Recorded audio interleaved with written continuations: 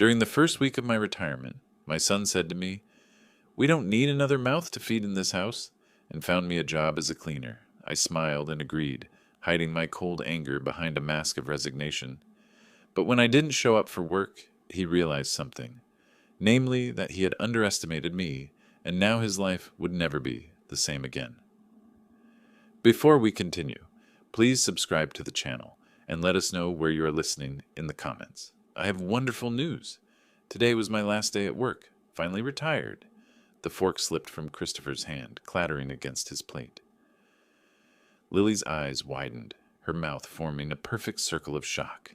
I beamed at them both, expecting congratulations, maybe even a toast with the cheap wine we kept for special occasions. Instead, silence stretched across our small kitchen table like a chasm. Christopher recovered first, his face flushing red. "What?" "Dad, you can't just quit your job like that. Did you even think about what this means?" "Of course I did," I said, my smile wavering. 40 years of service, son. I've earned this. I thought we could celebrate." "Celebrate?" Lily's voice cut through the air sharp as a blade. She set down her water glass with deliberate force. "Chris, your father thinks we're going to feed him for free?" The warmth in my chest began to freeze. This wasn't how I'd imagined this moment during my drive home. I'd pictured smiles, maybe Christopher clapping me on the back, telling me how proud he was of his old man. Instead, my son's face contorted with something I'd never seen directed at me before. Pure annoyance. "Listen, Dad." Christopher leaned forward, his manager voice replacing any trace of filial affection. "I'm not keeping an extra mouth to feed. You need a job. Tomorrow, I don't care if it's flipping burgers or stocking shelves, but you're not sitting around here living off my paycheck." Each word hit me like a physical blow. I stared at this man I'd raised, whose college education I'd funded, whose wedding I'd helped pay for. The overhead light cast harsh shadows across his features, making him look like a stranger. Lily nodded approvingly. "Douglas, you're 65, not 90. Plenty of people your age work. My neighbor's father bags groceries until he's 73. "But I thought," I began. "You thought wrong," Christopher interrupted. "You think money grows on trees? Do you have any idea what it costs to maintain this house? To keep you fed and clothed? I work 50 hours a week at Whitmore Industries just to keep us afloat." The irony wasn't lost on me, though neither of them would understand it. Not yet. My untouched dinner grew cold as I absorbed their words. The meatloaf Lily had made, my favorite, now looked unappetizing under the fluorescent light. Everything about this moment felt wrong, distorted, like viewing my life through a funhouse mirror. "You're right," I said quietly, my voice barely above a whisper. "I should have discussed it with you first." Christopher's expression softened slightly, perhaps hearing defeat in my tone. "Look, Dad, I'm not trying to be cruel, but reality is reality. We can't afford a freeloader." Dependent. That word buzzed in my head as I nodded, playing the role of the punished father. I said I would think about their words. Good.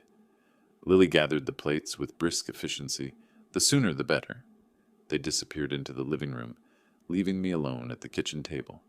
I could hear the television spring to life, their voices returning to normal conversational tones, as if nothing had happened, as if they hadn't just shattered 40 years of dreams in 10 minutes. I remained seated, staring at the empty chairs where my family had been moments before. The house settled around me with creaks and sighs, and somewhere in the distance, a dog barked. Normal sounds of a normal evening that felt anything but normal. Slowly, I stood and began clearing the remaining dishes, my hands moving automatically while my mind processed what had just occurred. They saw me as a burden. After everything I'd done, everything I'd sacrificed, they viewed their father as nothing more than an unwanted expense. I turned off the kitchen light and headed toward my small bedroom at the back of the house, leaving Christopher and Lily to their evening entertainment. Tomorrow would bring new revelations, but tonight I needed to think. I lay fully clothed on my narrow bed, staring at the ceiling where shadows from passing cars painted moving patterns. The house had settled into evening quiet, but my mind churned with the dinner conversation. 40 years of faithful service, and this was my reward, being called a freeloader by my own son. The bedroom was small, furnished with just the basics: A single bed, one nightstand, and a dresser that had seen better decades. Family photos lined the dresser top. Christopher's graduation, his wedding, holidays where we all looked happy. Had that been an illusion? Voices drifted through the thin wall separating my room from the master bedroom. At first, just murmurs, but gradually growing louder as Christopher and Lily settled into their nightly routine. "Can't believe he just announced it like that," Christopher was saying, his voice carrying clearly through the drywall. I turned toward the wall, suddenly alert. They were talking about me. He thinks he can just sit at home on my dime. Christopher's voice rose, apparently not concerned about being overheard. 40 years of work. So what? That doesn't entitle him to retirement on my salary. Lily's response came through muffled but distinct. What if he refuses to work? What if he just sits around watching television all day? Then we'll take his pension and put him in a nursing home. Enough already. I'm tired of supporting dead weight. The words hit me like ice water. Nursing home. Dead weight. I gripped the bedsheet, my knuckles white in the dim light filtering through the curtains. He's been mooching off us for 2 years since Mom died, Lily continued. Free meals, and now he doesn't even want to work? He's got nerves of steel. Poverty. I closed my eyes, remembering the checks I had written. $23,000 for Christopher's college education. $8,000 for his wedding. They didn't even mention that they were living in my house. The old man doesn't realize how expensive everything is now, Christopher said. Utilities, groceries, insurance. He thinks it's still 1995. Maybe we should give him a deadline, Lily suggested. 1 week to find work, or he's out. Perfect. And if he complains, we'll remind him that beggars can't be choosers. Their laughter drifted through the wall, casual and cruel. I lay there absorbing every word, every dismissive chuckle, every casual reference to my uselessness. These were the people I'd sacrificed for, the family I'd loved unconditionally. The house grew quiet again as they prepared for sleep. I remained motionless, processing this new reality. My son, the boy I'd taught to ride a bike, whose scraped knees I'd bandaged, whose fears I'd soothed, viewed me as nothing more than an inconvenient expense. A nursing home, the phrase repeated in my mind like a drumbeat. They'd already planned my exile, already decided my fate. Take my pension, the modest monthly check that represented 4 decades of labor, and warehouse me with other discarded parents. I thought about my colleagues who'd received gold watches and retirement parties. Jim Morrison got a fishing boat from his kids. Helen family threw her a surprise celebration at the country club. I got threats and ultimatums over meatloaf. But as I lay there in the darkness, something else began to stir beneath the hurt and shock, a cold, calculating anger that surprised me with its intensity. They wanted to play games with their father's future. They wanted to treat Douglas Cook like some helpless old fool. Perhaps it was time they learned exactly who Douglas Cook really was. I closed my eyes and began to plan. Sleep did not come. I lay motionless in the darkness, listening to the house quieting down around me, while all the sacrifices replayed in my head. The silence now seemed different, not peaceful, but heavy with unspoken truth. 40 years I worked hard, saving every penny I could spare for Christopher's future. Double shifts at the factory when he needed books for school. Weekend jobs when his college bills arrived. All those years of eating canned soup while my paycheck went toward his education at Oregon State University. I remembered the night he called home, panicked about tuition increases. Don't worry, son, I told him, already calculating how many extra hours I'd need to work. Your old man will figure it out. And I did, trading sleep for his dreams, my comfort for his opportunities. His wedding day flashed through my memory, Lily in her white dress, Christopher beaming in his rented tuxedo, both of them blissfully unaware that their budget wedding had quietly doubled in cost. I'd covered the difference without a word, watching them dance to music I'd paid for, eating cake I'd financed, celebrating love I'd made possible. Throughout it all, I'd lived modestly, not from poverty, but from choice. Let them think I struggled paycheck to paycheck, while my real investments grew quietly in accounts they never knew existed. Better to be seen as generous than wealthy, or so I'd believed. My fingers traced the worn bedsheet, and I thought about Leonard Whitmore. 25 years ago, when his small manufacturing company was just a startup dream, I'd believed in his vision. $500,000 of investment capital, disguised as a loan to avoid complications. We'd shaken hands in his garage, two men betting on the future. Whitmore Industries now employed 3,000 people across Oregon and Washington. Christopher worked for a company his father had helped build, never knowing his paychecks were partially funded by the man he now called dead weight. All right, Christopher, this game can be played by two sides. The photo on my nightstand caught a sliver of streetlight. Christopher at 8 years old, gap-toothed and grinning, holding the baseball glove I'd saved 2 months to buy. That boy had grown into a man who would steal his father's pension and abandon him to strangers. But he'd made one crucial mistake. He saw weakness where there was only kindness, mistook generosity for desperation, assumed his father's modest lifestyle meant his father was powerless. Tomorrow, I would surprise them all by agreeing to work. Let them think they'd won. Let them feel superior, while I positioned myself exactly where I needed to be. Sometimes the best revenge required patience, and I'd spent 65 years learning how to wait for the right moment. The clock now read 1:23 a.m. In 6 hours, I would begin teaching my son the difference between charity and vulnerability. He wanted to see his father humbled. He'd get his wish. Right up until the moment he realized who was really holding the cards, I pulled the blanket up to my chin and finally allowed myself to sleep.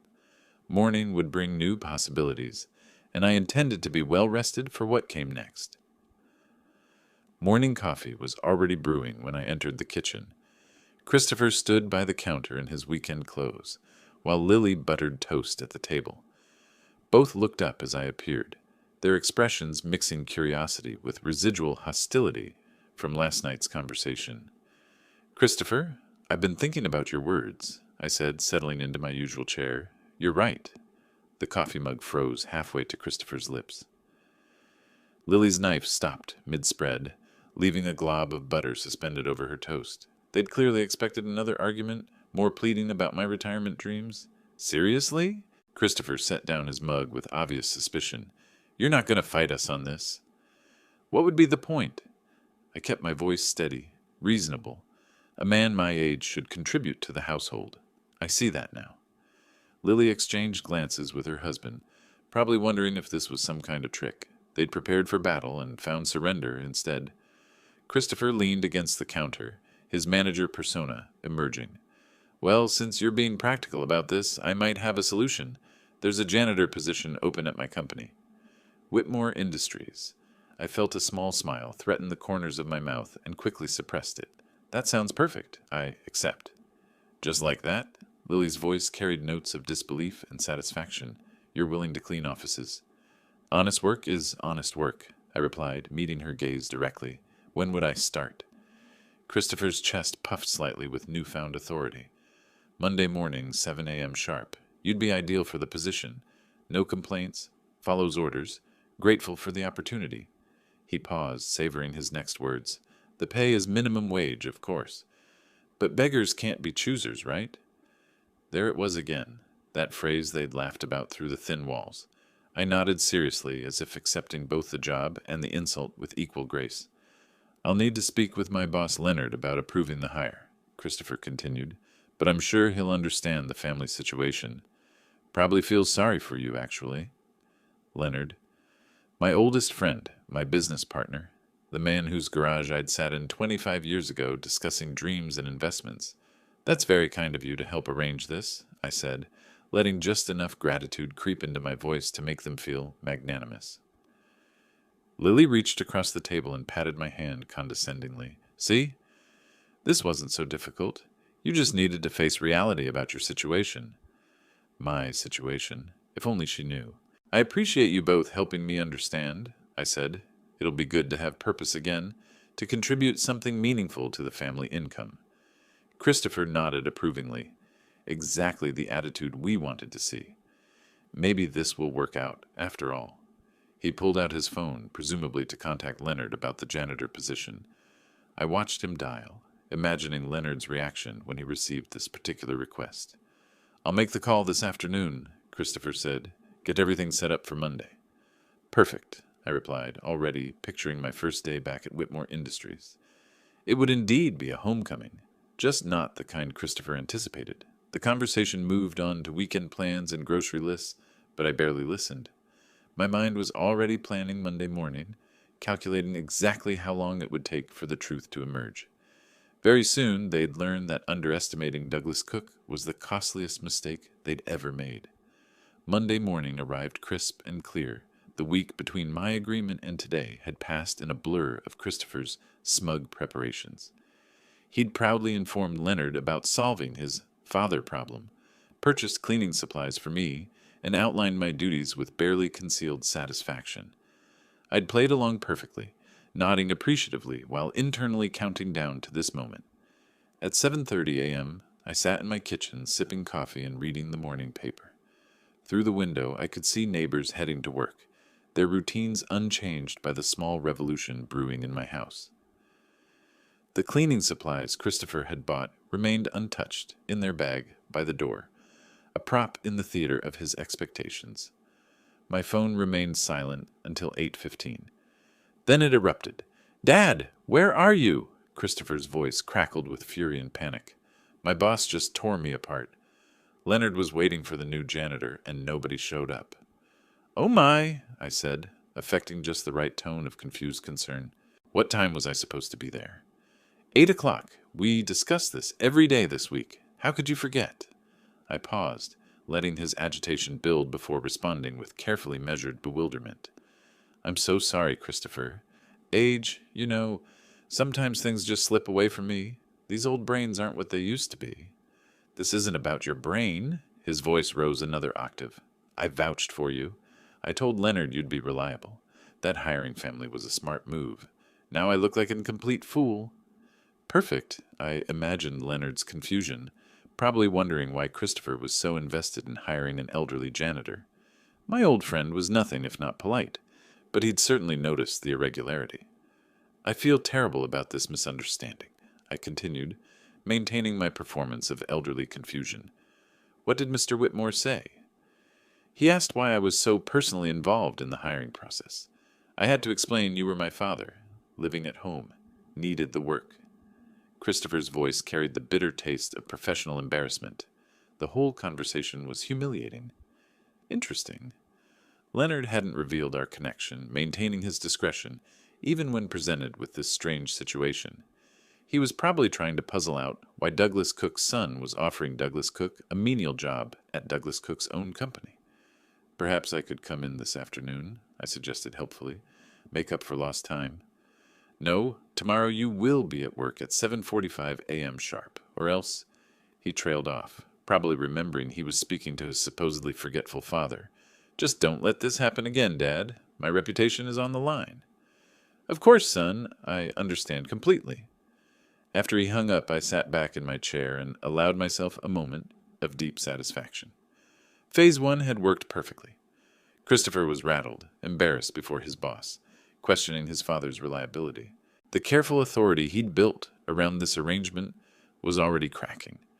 Tomorrow would bring Phase 2, and I had several hours to prepare the next surprise. But for now, I'd accomplished exactly what I'd intended. I'd reminded Christopher that even when he thought he held all the cards, his father could still find ways to disrupt the game. I folded the newspaper and headed toward my computer.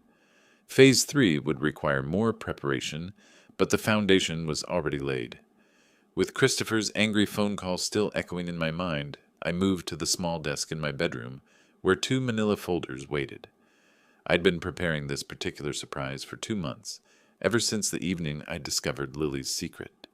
It had been a January afternoon when I'd noticed Henderson and Associates, letterheads scattered across the kitchen counter.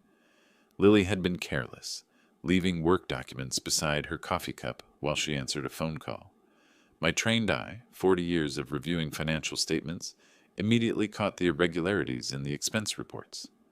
Office supplies, $847.50 as equipment maintenance, 1,234 centavos. The numbers seemed inflated for a small accounting firm. I'd managed budgets for decades. These figures raised immediate red flags. Interesting, I'd murmured to myself that day, carefully photographing the documents with my phone while Lily chatted in the next room. Why does Lily have work documents at home? And why do these numbers look so odd?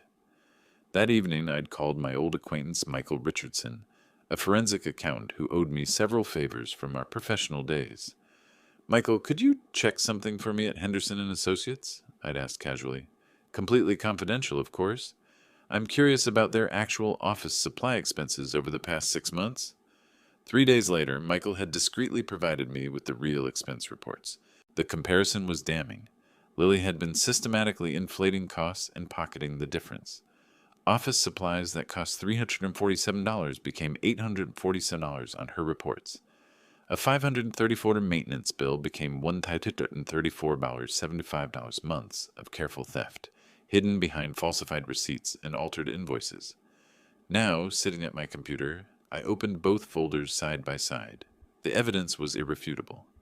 Lily's falsified documents photographed from our kitchen table, alongside the authentic records Michael had obtained.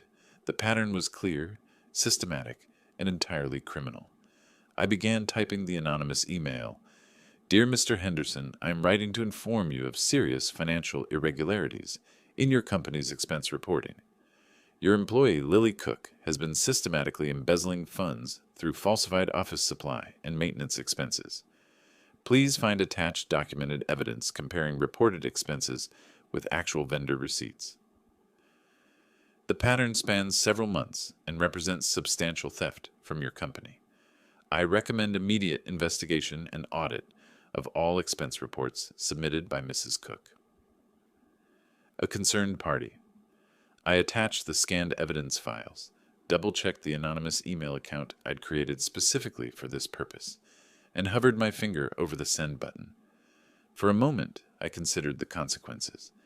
Lily would likely be fired, possibly prosecuted. Christopher would face the stress of an unemployed wife under criminal investigation. Their financial stability would crumble. Then I remembered their laughter through the thin walls, their casual planning of my exile to a nursing home, their complete dismissal of the man who'd funded their entire comfortable existence. I clicked send. The email disappeared into cyberspace, carrying with it the destruction of Lily's career and Christopher's peace of mind. Within hours, possibly by this afternoon, their world would begin unraveling from a direction they'd never anticipated. I closed the laptop and gathered the physical documents, feeding them into my small paper shredder. The evidence had served its purpose. Now it needed to disappear completely. Outside, spring afternoon sunshine painted the kitchen in golden light. I made myself a sandwich and sat down to wait. Soon enough, the consequences would unfold. Christopher had wanted to play games with his father's future. Now he'd discover that his father had been collecting insurance policies all along. The afternoon stretched ahead of me like a blank canvas, waiting for careful brushstrokes. Christopher's morning humiliation had been satisfying, but it was merely the opening gambit. Now came the methodical work that would truly demonstrate the difference between a helpless old man and a strategist with 40 years of business experience. In my small study, afternoon sunlight illuminated 2 neat stacks of documents on my desk. The left pile contained photocopies of Henderson and Associates expense reports I'd captured with my phone camera 2 months ago. The right stack held the authentic records Michael Richardson had discreetly obtained through his professional network. The comparison told a story of systematic theft spanning 8 months. Lily had been clever, I'd give her that. Rather than stealing large amounts at once, she'd inflated legitimate expenses by precise percentages. A genuine $347 office supply order became $847 on her reports, exactly $500 more. Computer equipment costing $1,234 appeared as $1,740 in company records. She'd even created fictional vendor relationships, submitting invoices for services never rendered. My calculator showed approximately $18,000 diverted into her personal accounts.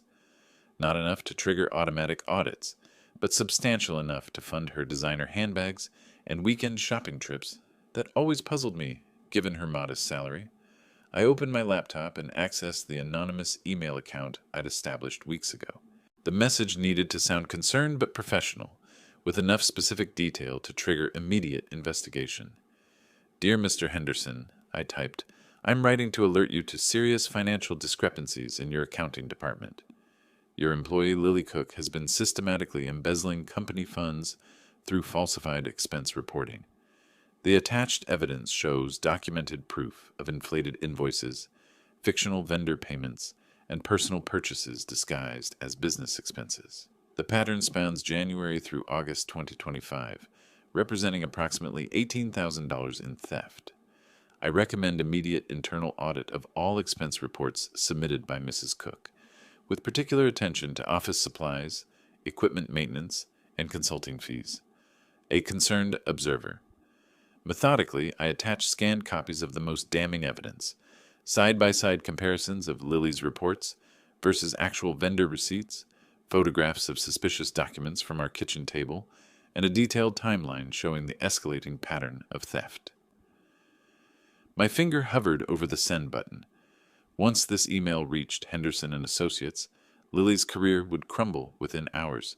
Her professional reputation would be destroyed. Criminal charges might follow. But then I remembered her voice through the thin walls. Maybe we should give him a deadline. 1 week to find work, or he's out. Her laughter as she discussed stealing my pension and warehousing me with strangers. I clicked send. The message vanished into cyberspace, carrying 28 attachments of irrefutable evidence. By evening, possibly within the next few hours, Lily would face the consequences of both her theft and her cruelty. I closed the laptop and carefully fed the physical documents into my paper shredder, watching months of preparation transform into thin ribbons. The evidence had served its purpose. Now it needed to disappear completely. Phase 3 was complete. Christopher had been embarrassed at work this morning. Lily would face career destruction this afternoon. Tonight, they'd both return home to a father they assumed was helpless, never suspecting he'd orchestrated their simultaneous downfall.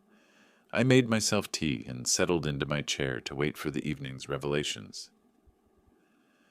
The front door slammed at 6:43 p.m., followed by the sound of heels clicking rapidly across the hardwood floor. I looked up from my evening newspaper, feigning surprise at the urgency in Lily's footsteps. She appeared in the living room doorway, her face blotchy with tears, mascara smudged beneath red-rimmed eyes. Her usually perfect appearance was disheveled, blouse wrinkled, hair escaping its neat bun, hands trembling as she clutched her purse. "Lily, what happened?" I set down the paper, rising halfway from my chair with practiced concern. "Why are you crying?" "I'm facing termination." The words tumbled out between gasping sobs. "Someone sent my boss some documents. Financial records. They think I've been stealing." "What terrible luck." I moved toward her, my voice carefully calibrated to convey shock and sympathy. "Who could have done such a thing?" She collapsed into the armchair across from me, her composure completely shattered. "I don't know. Someone anonymous sent detailed evidence to Mr. Henderson this afternoon. Bank records, expense reports, everything laid out like some kind of forensic investigation." I settled back into my seat, maintaining my expression of bewildered concern, while internally cataloging every detail she revealed. "That sounds absolutely devastating. What exactly are they claiming?" "They're saying I inflated expense reports, created fake invoices, used the company credit card for personal purchases." Her voice broke completely. "Doug, they have everything. Dates, amounts, even photographs of documents." Fascinating. Henderson had moved quickly, confronting her within hours of receiving my email. A competent businessman, clearly the kind who understood that embezzlement required immediate action. "But surely this is some kind of misunderstanding," I said gently. "You're an honest person, Lily. Anyone who knows you would vouch for your character." "That's just it." She leaned forward desperately. "The evidence is so detailed, so specific. Whoever did this has been watching me for months, documenting everything. It's like they knew exactly what they were looking for." "Indeed they did. Have you told Christopher yet?" I asked, allowing appropriate worry to creep into my voice. Her face crumpled further. "No, how can I? He's already stressed about work, about the situation with you, missing your first day." She looked up at me with pleading eyes. "Doug, what am I going to do? If they fire me, if there are criminal charges, we'll lose everything." Now, I said soothingly, moving to pat her shoulder in a grandfatherly gesture. We'll figure this out together. Family supports family, right? The irony wasn't lost on me. The woman who'd laughed about sending me to a nursing home was now seeking comfort from the very person she'd planned to abandon. They've suspended me pending a full investigation, she continued, wiping her nose with a tissue. Mr. Henderson said the evidence was too compelling to ignore. They're bringing in external auditors, reviewing every transaction I've handled in the past year. External auditors. Michael Richardson had certainly covered his tracks well when he'd helped me gather the initial evidence. The authentic expense reports he'd provided would perfectly corroborate my anonymous allegations. Is there any chance this could be resolved quietly? I asked, maintaining my helpful tone. Perhaps if you spoke with Mr. Henderson directly, explained your side of things. My side? She laughed bitterly. What side? The documents don't lie, Doug. Someone has built an airtight case against me, and I have no idea who or why. The sound of Christopher's car pulling into the driveway cut through her despair. We both heard his footsteps on the front porch, his key turning in the lock. Please, Lily whispered urgently. Let me tell him myself. He's going to be devastated. I nodded sympathetically, settling back to enjoy the evening's final act, as Christopher's voice called out from the entryway. Lily? Dad? I'm home. Christopher's heavy footsteps echoed through the hallway, each thud carrying the weight of his difficult day. When he appeared in the living room doorway, his tie loosened and shirt wrinkled. His expression immediately shifted from tired annoyance to sharp alarm at the scene before him. What did you do to her, old man? He dropped his briefcase and rushed toward Lily, who was still dabbing at her tear-streaked face. I come home to find my wife crying, and you're sitting there like nothing happened. Christopher, I didn't do anything, I began, maintaining my calm tone despite his accusatory glare. Don't lie to me. His voice rose to a dangerous pitch. First you embarrass me at work by not showing up. Now you've upset Lily somehow. What is wrong with you? Lily raised her hand weakly, trying to interrupt. Chris, please. It's not your father. Then what is it? He whirled on her, his manager persona fully engaged, demanding answers with the same authority he probably used on his subordinates. Why are you crying? What happened? They want to fire me. The words burst from her lips like a dam breaking. Someone sent anonymous evidence to Mr. Henderson claiming, I've been embezzling money. They've suspended me pending investigation. The color drained from Christopher's face as if someone had pulled a plug. He stood frozen, processing this information while his carefully constructed world continued to crumble around him. Embezzling? He sank into the nearest chair, his earlier anger replaced by stunned disbelief. That's impossible. You're the most honest person I know. That's what I tried to tell them, Lily continued, her voice gaining strength from his support. But whoever sent this information knew exactly what to look for. They had copies of expense reports, bank records, everything perfectly documented. I watched Christopher's face cycle through emotions, confusion, denial, growing panic as the implications hit him. His father missing work, now his wife facing criminal charges. Everything was spinning beyond his control. This can't be happening, he muttered, running his hands through his hair. Not now. Not when everything else is falling apart. What do you mean, everything else? Lily asked, momentarily distracted from her own crisis. Christopher looked up at me with undisguised resentment. My father here decided to play games yesterday. Didn't show up for work after I personally vouched for him with my boss. Made me look like a complete amateur. I explained that was just confusion about the time. I started. No more excuses. Christopher shot to his feet, pointing an accusing finger at me. Tomorrow you're coming to work with me, and you're working without any tricks, without any senior moments, without any nonsense. I'm driving you there personally to make sure you show up. Christopher, that's not necessary. And let's have no tricks, because I know you. His voice cracked with desperation and fury. I've had it with both of you causing problems. My reputation, my marriage, my entire life is under attack, and I'm not letting it happen. Lily looked between us with growing confusion, trying to process this family conflict while dealing with her own catastrophe. Don't worry, son, I said quietly, meeting his blazing stare with surprising calm. Today everything will be different. Something in my tone gave him pause, For just a moment, his aggressive posture wavered as he tried to interpret my words. "It better be," he said finally, his voice dropping to a threatening whisper. "Because if it's not, if you embarrass me one more time, I'm following through on every promise I made about nursing homes and taking your pension. Do you understand me?" I nodded solemnly, hiding the small smile that threatened to emerge. Tomorrow would indeed be different, more different than Christopher could possibly imagine. The house fell into tense silence, 3 family members facing separate crises, none of them realizing that all their troubles stemmed from the same source.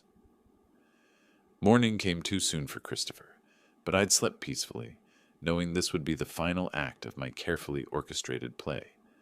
I dressed methodically in the work clothes he'd bought me, each piece a costume for the performance of a lifetime. Christopher was already in the kitchen when I appeared, gulping coffee with grim determination. His face bore the marks of a sleepless night, dark circles under his eyes, stubble he'd forgotten to shave, the tight expression of a man who'd decided to solve his problems through sheer force of will. "Ready?" he asked curtly, not bothering with pleasantries. "Ready," I replied, pulling on the jacket that completed my janitor's uniform. The drive to Whitmore Industries passed in tense silence for the first 10 minutes. Portland's morning traffic gave Christopher something to focus his nervous energy on, his knuckles white as he gripped the steering wheel. I sat quietly in the passenger seat, watching familiar neighborhoods pass by, counting down the minutes until everything changed. "Let me make something crystal clear," Christopher finally spoke, his voice tight with controlled anger. "Today there will be no confusion about time, no mysterious illnesses, no convenient memory lapses. You will show up, you will work, and you will make me look competent in front of my boss." "I understand completely," I said, keeping my tone appropriately submissive. "Do you?" He shot me a sideways glance. "Because yesterday's stunt nearly cost me my job. Leonard asked pointed questions about my judgment, about why I was vouching for unreliable people. I had to convince him to give you another chance." Poor Leonard. He must have been thoroughly confused by the whole situation, trying to understand why his business partner's son was so invested in hiring his business partner as menial labor. "And let's have no tricks, because I know you," Christopher continued, warming to his theme. "I know you probably think this is all some game, that you can manipulate situations to get your way. But those days are over. From now on, I'm in charge. Don't worry, son," I said, allowing just a hint of mysterious confidence to color my words. "Today, everything will be different." He glanced at me sharply, perhaps catching something in my tone that didn't match his expectations. "What's that supposed to mean?" "Just that I understand the situation better now," I replied carefully. Sometimes it takes time to see things clearly. The Whitmore Industries building came into view, a sleek, modern structure of glass and steel that represented 25 years of growth from Leonard's garage-based startup. Christopher had driven past this building thousands of times, never knowing his father had helped make it possible. "There it is," Christopher said, his voice mixing pride with anxiety. 3,000 employees, multi-million-dollar operation. "This is where real men work, Dad. This is what success looks like." Indeed it was, and today Christopher would learn exactly how much success his family had really achieved. We pulled into the parking lot, Christopher choosing a spot near the main entrance. As he turned off the engine, I could see his hands trembling slightly.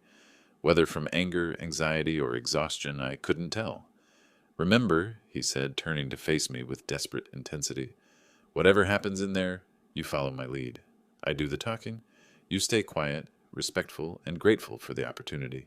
"Of course," I agreed, suppressing the irony of receiving such instructions about entering my own company. Christopher climbed out of the car and waited for me to join him on the sidewalk. Together, we walked toward the glass doors that would open onto the final scene of our family drama. In less than 5 minutes, Christopher Cook would discover exactly who his father really was.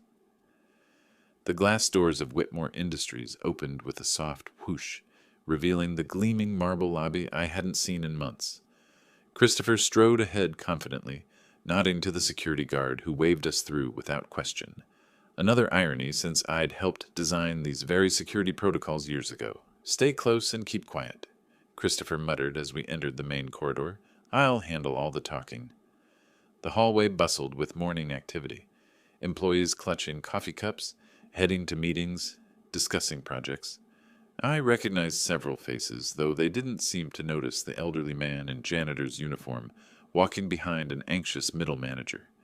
Christopher had acquired a mop and bucket from the supply closet, which he thrust into my hands with barely concealed satisfaction. Here, make it look authentic when Leonard sees you. I accepted the cleaning supplies without comment, internally amused at the theatrical nature of this final performance. Around us, the business of my company continued as usual. Reports being analyzed, decisions being made, profits being earned from investments I'd helped fund decades ago. There he is, Christopher breathed, straightening his tie and adopting his most professional demeanor. Leonard Whitmore was walking toward us from the opposite end of the corridor, making his customary morning rounds through the facility. At 64, he carried himself with the confidence of a successful CEO, his silver hair perfectly groomed, his expression focused on the tablet in his hand. "Mr. Whitmore," Christopher called out, his voice carrying just the right note of respectful enthusiasm. "Perfect timing, sir." Leonard looked up, initially distracted, then focusing on Christopher with polite attention. His gaze moved briefly to me, a routine glance at the elderly janitor accompanying his employee. Then he stopped walking entirely. "Christopher," Leonard said slowly, his voice carrying a note of confusion, "you brought him here?" "Yes, sir." Christopher's chest puffed with pride. "I solved our staffing problem and my family situation at the same time. Here's my father, the janitor." The words hung in the air like a challenge to the universe itself. Around us, other employees continued their conversations, oblivious to the drama unfolding in their corporate corridor. Leonard's face transformed through a spectrum of emotions: recognition, disbelief, and finally a cold fury that made the temperature in the hallway seem to drop 10 degrees. "Christopher," Leonard said, his voice deadly quiet, "do you have any idea what you've just done?" "Sir?" Christopher's confidence began to waver as he registered Leonard's expression. "You brought Douglas Cook, one of the largest shareholders in this company, into my building with a mop in his hands, and you're standing there proud of yourself?" The color drained from Christopher's face so quickly I thought he might faint. His mouth opened and closed soundlessly, like a fish gasping for air. "That's impossible," he whispered. 25 years ago, your father invested $500,000 in my startup," Leonard continued, his voice rising. "Without him, there would be no Whitmore Industries. Without him, there would be no job for you to lose, which you just did. I don't understand. Then you're fired, immediately." Leonard's words cut through the corridor like a blade, causing nearby employees to stop and stare. "Clear out your office and leave the premises. Security will escort you out." Christopher stood frozen, his world collapsing around him with the speed and finality of a controlled demolition. His briefcase slipped from nerveless fingers, hitting the marble floor with a sharp crack that echoed through the suddenly silent hallway. Leonard turned to me with genuine concern, the anger leaving his voice entirely. "Douglas, my friend, what on earth is going on here?" I set down the mop and straightened to my full height, dropping the submissive posture I'd maintained for so long. When I spoke, my voice carried the authority and intelligence I'd kept hidden for days. "Leonard, I think we need to have a private conversation in your office." Leonard's executive office had always been a sanctuary of success: rich mahogany furniture, floor-to-ceiling windows overlooking the Portland skyline, walls lined with awards and photographs documenting 25 years of business triumph. As we entered, I noticed several pictures showing Leonard and me together at various company milestones, evidence of a partnership Christopher had never known existed. Christopher followed us in like a sleepwalker, his face still ghostly pale from the corridor revelation. He slumped into a leather chair uninvited, staring at his hands as if they belonged to someone else. "Douglas, please sit," Leonard said, gesturing to the chair across from his desk. The same chair where I'd sat countless times discussing business strategy and company direction.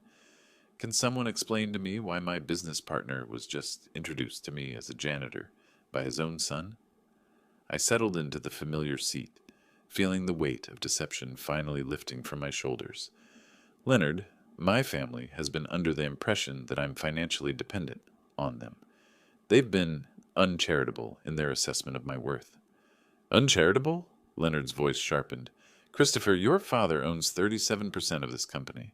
He's been quietly drawing dividends for decades, not because he needs the money, but because that's how investments work. What exactly did you think he did for a living? Christopher's voice came out as barely a whisper. Factory work, manual labor. I thought he was poor. Poor? Leonard laughed, but there was no humor in it. Your father could buy and sell most of Portland's business district. He chose to live modestly, chose to let you believe he was struggling, and apparently chose to let you treat him like a burden. The truth hung in the air between us. 25 years of hidden success, finally exposed to the light. Through the floor-to-ceiling windows, I could see the city skyline, a view I'd helped Leonard afford through my early investment and continued partnership. But why? Christopher asked, looking directly at me for the first time since the corridor confrontation. Why didn't you tell me? Because I wanted to see what kind of man you'd become without the influence of money, I replied calmly. I wanted to know if you'd respect your father for who he was, not what he owned. The answer, unfortunately, is that you wouldn't. Leonard leaned back in his executive chair, studying Christopher with undisguised distaste. Let me understand this correctly. You discovered your father had retired, and your response was to force him into menial labor? We couldn't afford, Christopher began. You couldn't afford. Leonard's voice rose. Your father has been supporting you your entire adult life. College tuition, wedding expenses, house down payment, money that came from his share of this company's profits. And you repaid that generosity by threatening to put him in a nursing home? Christopher's face crumpled as the full magnitude of his mistakes became clear. I didn't know. Nobody told me. Nobody told you to be decent to your father either, I said quietly. Nobody told you to treat the man who raised you with basic human respect. That should have come naturally. Leonard stood up, moving to the window overlooking the parking lot. Douglas, what do you want me to do about this situation? Nothing that hasn't already been done, I replied. Justice has been served. Christopher's employment here is terminated, as you've already announced. His wife faces criminal charges for embezzlement at her company, though that's a separate matter entirely. Christopher's head snapped up. You knew about Lily? I know about everything, son. I always have. I stood as well, feeling taller than I had in years. The question now is what you're going to do with this knowledge. The office fell silent except for the distant hum of business continuing in the building below. Christopher sat surrounded by the evidence of success he'd never recognized, finally understanding that his father wasn't the weak, dependent man he'd imagined. Leonard walked over and placed a hand on my shoulder. Douglas, you're always welcome here. This is your company as much as mine. Thank you, Leonard, but I think it's time I actually retired. Properly this time, on my own terms. I looked at Christopher one final time. Perhaps this experience will teach you something about respect, humility, and the difference between being poor and choosing to live simply. Christopher opened his mouth as if to speak, then closed it again. There were no words that could undo what had been done, no apologies that could restore what had been broken. As we prepared to leave the office, Leonard held the door open for me. Justice has been restored, he said simply. Indeed it had. After days of humiliation and threats, I was finally standing where I belonged. Not as a burden or a charity case, but as Douglas Cook, successful businessman, respected partner, and a man who had learned the true value of dignity. The week of my retirement had ended exactly as it should have, with truth revealed, respect restored, and justice served. If you like this story, please like this video, subscribe to the channel, and share your impressions of this story in the comments. To listen to the next story, click on the box on the left. Thank you for watching.